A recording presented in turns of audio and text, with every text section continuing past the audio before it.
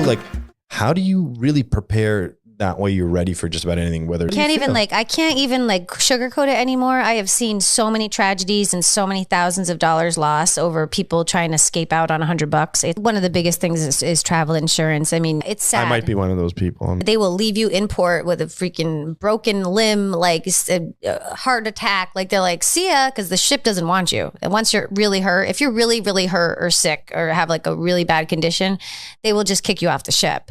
And whatever port and leave you wherever. And how do you get home? You don't unless you have travel insurance, or because you can't even get home if you're if there's a serious medical condition and a broken arm they can handle, but like a broken leg, a little bit different because you never know if it's a femur. That's like a huge thing, and that happens. People slip, people fall, people are looking up. Accidents happen on ships, and believe me, no one ever thinks it's going to happen to them. But every single cruise, there is a tragedy. Okay, so we were on the cruise ship for maybe half an hour. Kids got on the balcony. There's a little lip between that. My son slips over the lip, kind of catches him and hits his lip right on the bed. Poor baby. Splits his lip. We have to go to the doctor. He was a trooper. But yeah, stuff happens. I'm one of those people. I can tell you it happened. Oh yeah, it happens. And what happens when it's serious is that that the ship doesn't want you as a liability. They really can't help you. So they just get you off the ship, like as soon as you're in port. And if it's really bad, they'll like go to a different port just to drop you off. If you don't have travel insurance, you can't fly home. There's no airlifting. And I've literally, let's say hypothetically, because you can't talk about these things after they're done, but hypothetically, I've been in situations where I've seen people, major issues, injuries, and because they don't have travel insurance, they're stuck in that country until they're medically fit to fly. So you're talking about not only paying for all your medical bills because nothing's covered out there, but you're in a third world country in a hospital that you don't want to be in. You don't have any family, especially if it's a singles trip, it's you and just by yourself, right?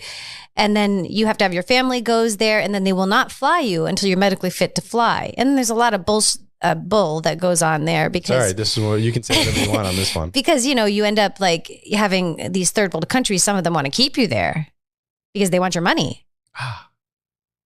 It's really tricky. So travel insurance, and you're talking about the medical stuff. What about cancellation and stuff? That's all travel insurance. You don't need to overthink it. You just have to get the travel insurance. There is MedJet Vac, I actually invested in this year for our family, because we're going out to like Europe and stuff like that at some point internationally. If we're not just Florida, when we go out internationally, they will fly us anywhere back to any hospital we want from anywhere in the world.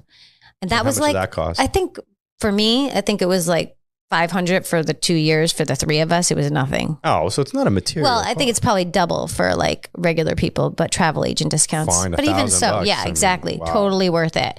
Totally worth it. And people do not realize because like you said, accidents happen, but ultimately you want not only accidents. I don't want to have to be forced to stay in a third world country and be at their hospital. That is not cool. So it's serious. And nowadays you are just a number. They do not care. All right. So travel insurance, what another best practice that you yearly travel insurance. So I tell people if you travel more than 3 times a year, and especially if you're over 50, because travel insurance prices are based on age and the amount of cost of the trip, basically.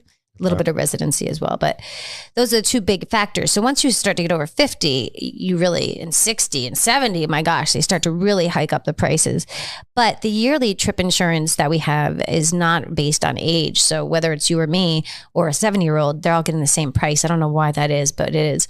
And you'll save gazillion dollars if you just do the yearly package. But then I would supplement it with the MedJet just because it only covers a certain amount for medical evacuation. That's amazing info. I knew nothing about this. Yeah.